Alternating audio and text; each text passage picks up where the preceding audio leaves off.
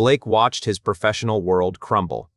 A child was systematically exposing years of his team's failures in front of the most important clients in the industry. The financial trading system was next. Maya found 17 critical errors in 20 minutes errors that could have cost investors billions in miscalculated trades. Blake's phone rang constantly. Job offers for Maya poured in from tech giants. Media requests multiplied by the hour.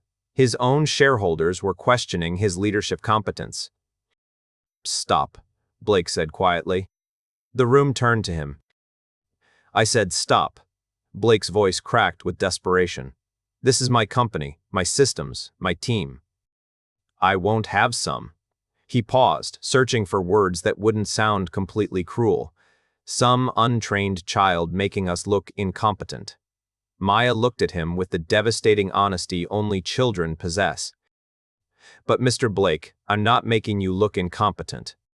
You already were incompetent. I'm just showing everyone." The room fell dead silent. Blake realized he'd just been publicly destroyed by an 8-year-old's perfectly logical observation. But Maya wasn't done with him yet. The biggest revelation was still coming. Blake's humiliation went viral instantly. The clip of Maya's devastating comeback, "I'm not making you look incompetent. You already were incompetent," spread across every social platform. Maya roasts Blake became the #1 trending topic worldwide. But Blake wasn't finished. If he was going down, he'd take this arrogant child with him. "Fine," Blake announced with dangerous calm. "You think you're so clever? Let's make this interesting." He gestured to his assistant, who wheeled in a massive display showing MathCore's complete system architecture. Millions of lines of code controlling everything from traffic lights to hospital life support. 24 hours, Blake declared. "Find and fix every error in our entire infrastructure, all of it. If you succeed, I'll personally write you a check for $100 million. The room gasped. Blake was betting his entire fortune on destroying an 8-year-old's confidence. "But when you fail," Blake's smile turned cruel, "you and your mother leave this building forever, and we announce to the world that your earlier success was just beginner's luck." Maya looked at the overwhelming wall of data, thousands of systems, millions of potential errors. An impossible task for a team of experts, let alone one small girl. Rosa stepped protectively toward her daughter. "Maya, we don't need to do this. You've already proven yourself." But Maya studied the screens with quiet intensity. "It's okay, Mommy. I see the patterns now. Dr. C." Carter looked worried. "Maya, this is different from the simple fixes before. This is enterprise-level complexity infrastructure that can't fail." Blake's confidence returned as doubt crept across the room. "Exactly. Real systems require real expertise, not party tricks from a child who got lucky."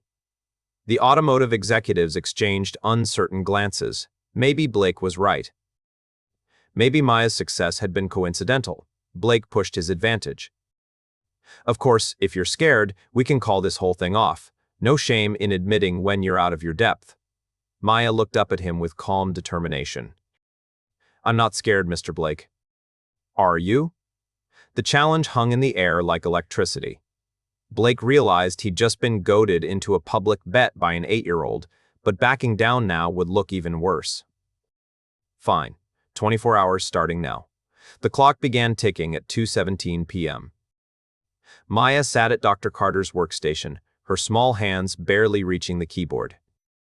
The main screen showed system after system financial networks, medical databases, transportation grids, communication infrastructures. Hour 1, Maya developed her strategy. Instead of reading every line of code, she looked for pattern repetitions. The same types of mistakes appeared across different systems. Hour 3, first breakthrough, Maya identified 5 common error patterns that appeared hundreds of times throughout MathCore's code. Each pattern represented the same basic confusion between asking and telling. Blake paced nervously, checking his watch every few minutes. The livestream audience had grown to 6 million viewers. Betting pools opened on social media about Maya's chances. Hour 5, Maya's systematic approach began paying off. She found clusters of errors in the financial trading system that could have triggered market crashes. Dr. Crashes. Carter verified each discovery with growing amazement. Blake started his psychological warfare. Getting tired yet, Maya? This isn't like finding one or two simple mistakes. This is serious work. Hour 8, Maya had identified over 200 critical errors. Each fix improved system performance measurably. Her method was working, but the scope was enormous. Blake sensed doubt creeping into the room. Look at her, she's exhausted. This is exactly why we have age restrictions in professional environments. Rosa brought Maya a sandwich, worried about her daughter pushing so hard. Maya, maybe you should rest. I'm okay, Mommy. I'm starting to understand how Mr. Blake's programmers think. They make the same mistakes over and over. Hour 12, midnight, Maya had found over 400 errors across dozens of systems, but thousands more lines of code remained unchecked. Blake's confidence grew as fatigue showed on Maya's young face. Perhaps we should call this off. It's past a reasonable bedtime for children. The media coverage intensified. News anchors debated whether Blake was exploiting child labor or teaching valuable lessons about overconfidence. Hour 16, Maya discovered something troubling in the hospital management system. Not just simple errors, but fundamental security vulnerabilities that could allow hackers to access patient records. Mr. C. Blake, Maya said quietly, bad people could break into your hospital computers and steal sick people's information. Blake dismissed her concern. Our security protocols are industry standard. You wouldn't understand enterprise cybersecurity, but Dr. Carter ran deeper diagnostics and went pale. Blake, she's right. We have massive security holes. Hour 20, Maya was running on determination alone. She'd found over 600 errors, but Blake kept moving the goalposts. Even if you find 1,000 mistakes, Blake announced, that doesn't prove you understand our quality assurance processes, our testing protocols, our deployment strategies. Maya looked up with tired eyes. I understand that your computers are scared and confused. They just want someone to give them clear instructions. Hour 22, Maya made her final discovery. Hidden in the deepest layers of MathCore's code were systematic backdoors. Someone had been secretly accessing their systems for months. Mr. Blake, Maya's voice was small but urgent. Someone's been stealing from your computers. Blake rushed to see what she'd found. His face went white as he realized the implications. Hour 24, the deadline arrived. Maya had identified 847 distinct errors across MathCore's entire infrastructure. More importantly, she'd exposed a massive data breach that could have destroyed the company. Blake stood before the room, his earlier confidence completely shattered. The 8-year-old he'd tried to humiliate had just saved his billion-dollar empire from catastrophic failure. But Maya wasn't done revealing Blake's incompetence. The biggest surprise was yet to come. The automotive executives waited for Blake's response. 6 million viewers held their breath. Maya sat quietly, exhausted but victorious. Well, Dr. Blake, Toyota's CEO asked pointedly, does the child get her 100 million? Blake's mouth opened and closed like a fish gasping for air. He was about to face the most expensive decision of his life. But first, Maya had one more devastating revelation that would change everything. What happens when an 8-year-old discovers that the real problem isn't incompetence, but something much worse? Blake stared at the evidence Maya had uncovered, his face cycling through confusion, fear, and desperate calculation. The backdoors she'd found weren't random security flaws. They were deliberate, sophisticated, and placed by someone with intimate knowledge of MathCore systems. Ladies and gentlemen, Blake announced suddenly, his voice regaining artificial confidence, I need to make an important clarification. The room fell silent, sensing a dramatic shift. These aren't programming errors, Blake declared, pointing at Maya's discoveries. These are evidence of corporate sabotage. Our systems have been deliberately compromised by external hackers. Confused murmurs rippled through the crowd. The live stream comments exploded with speculation about corporate espionage and cyber warfare. Maya looked up from her workstation, tilting her head with innocent curiosity. "Mr. Blake, why would hackers make the same mistakes your programmers always make?" Blake felt a chill run down his spine. "What do you mean?" "The backdoors use your company's coding style," Maya explained with devastating simplicity. "Same spacing, same variable names, same comment format, even the same spelling mistakes." Dr. 2. Carter rushed to verify Maya's observation, her fingers flying across the keyboard. Her face went pale as she compared the malicious code to MathCore's internal documentation. "Blake?" Dr. Carter's voice trembled. "Maya's right. This matches our internal programming standards perfectly, down to the specific formatting rules we use in our training materials." The room buzzed with uncomfortable realization. If the sabotage matched MathCore's internal standards, it couldn't have come from outside hackers. Blake's desperation peaked. "That's impossible. External attackers could have studied our code patterns, reverse-engineered our methodology. Mr. Boggin." "Blake," Maya interrupted gently, "the bad code was written at the same time as the good code. Look at the timestamps." Dr. Timestamps. Carter checked the file creation dates. Her gasp was audible throughout the room. The vulnerabilities were coded simultaneously with the main systems. This wasn't external sabotage, Blake. This was internal incompetence. Blake realized his lie was crumbling in real time. The backdoors weren't evidence of criminal conspiracy. They were proof of systematic training failures within his own company. "Even worse," Maya continued with childlike honesty, "your training program taught people to write code this way. You've been teaching the wrong methods for years." The automotive executives exchanged horrified glances. They weren't just dealing with security breaches. They were dealing with fundamental educational failures that had infected MathCore's entire development process. Blake's assistant whispered urgently about stock prices plummeting as investors realized the scope of the company's institutional problems. Maya looked at Blake with curious innocence. "Why did you try to blame other people for mistakes your company made?" The question hung in the air like a sword, waiting to fall and destroy what remained of Blake's credibility. How do you explain lying to a child who's already caught you in the lie? Blake's lie hung in the air like poison gas. 6 million viewers had just watched a billionaire CEO try to frame hackers for his own company's failures. The live stream chat exploded with accusations of fraud, incompetence, and corporate deception. But Blake wasn't finished destroying himself. "You know what?" Blake's voice cracked with desperation. "Even if Maya found real problems, she doesn't understand the business implications. Fixing these systems could crash our entire infrastructure. We could lose everything." He turned to the automotive executives with manufactured authority. "These aren't just technical issues.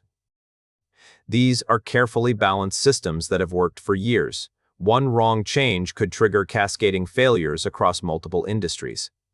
The fear campaign began working. Several board members nodded nervously. Toyota's CEO looked uncertain. BMW's technical director frowned with concern. "Think about the liability," Blake pressed his advantage. "If we implement untested changes based on a child's suggestions and something goes wrong, we could face lawsuits worth billions. Entire hospital networks could fail. Traffic systems could collapse. Financial markets could crash." Doctor. Carter started to object, but Blake cut her off. "Sarah, you're a brilliant programmer, but you don't understand corporate risk management. The legal department would never approve experimental fixes from an unauthorized consultant." The room's mood shifted. Blake's business arguments sounded rational compared to Maya's simple technical logic. Several investors pulled out their phones, probably calling lawyers and risk assessment teams. Maya watched the adults argue about her like she wasn't there. For the first time since this started, doubt crept across her young face. "Maybe," Maya said quietly, "maybe Mr. Bayes. Blake is right. Maybe I don't understand enough about grown-up business." Blake pounced on her uncertainty like a predator. "Exactly. Maya, you're incredibly bright for your age. But real-world systems require more than just technical knowledge. They require understanding of regulations, compliance standards, operational procedures, and risk mitigation strategies. The 8-year-old who had been so confident suddenly looked small and overwhelmed. The adult world's complexity was crushing her simple certainty. Rosa moved protectively toward her daughter. "Maya, we don't have to do this anymore. You've already proven you're special." Blake's smile returned as victory seemed within reach. "Perhaps it's best if Maya focuses on her education. Leave the professional work to professionals." "But Doctor." Carter knelt to Maya's level, speaking gently. "Maya, you found real problems. The question isn't whether you understand everything about business. The question is whether the problems you found are real." Maya looked at the screen showing system performance metrics. "Numbers don't lie. Data doesn't care about corporate politics." "The computers are still confused," Maya said softly. "They're working harder than they need to because the instructions aren't clear." "But what if fixing them breaks something else?" Blake pressed. "What if your changes cause accidents? What if people get hurt because we listen to someone without proper training?" Maya's eyes filled with uncertainty. The weight of potential consequences was too heavy for an 8-year-old's shoulders. Blake sensed complete victory. Sometimes the safest choice is to leave working systems alone, even if they're not perfect. The room fell silent. Blake had successfully weaponized adult complexity against a child's simple logic. But then Maya looked up with the devastating honesty that only children possess. "Mr. Spear." "Blake, if the computers are confused, won't people get hurt anyway?" The question hit like lightning.